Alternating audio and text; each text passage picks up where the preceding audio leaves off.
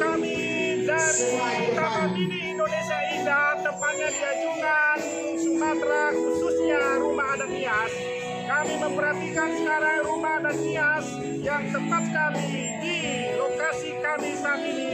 Ya, sangat prihatin ya Rumah Adat Nias. Coba kita lihat ke atas, dari atapnya sudah sangat memprihatinkan, dan oleh sebab itu khususnya kepada pemerintah Kabupaten Nias agar memperbaiki, memperhatikan Rumah Adat Nias ini sebagai warisan nenek moyang kita, sebagai kebanggaan Nias yang ada di kota besar di Jakarta ini.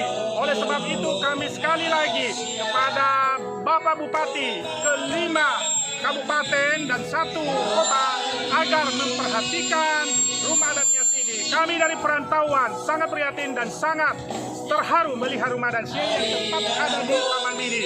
Oleh sebab itu kami dari Taman Mini Indonesia Indah yang sekarang ada dalam rangka acara Budaya menghimbau agar semua kita bergandeng tangan, pemerintah terkait baik yang ada di Jakarta, Kementerian Pariwisata, Dinas Pariwisata Nias agar memperhatikan Rumah Adat Nias ini supaya ke depan bisa terwujud lebih bagus lagi. Salam kami dari Budaya dari perantauan anak Wogao melaporkan dan seluruh teman-teman yang ada di Samadaya.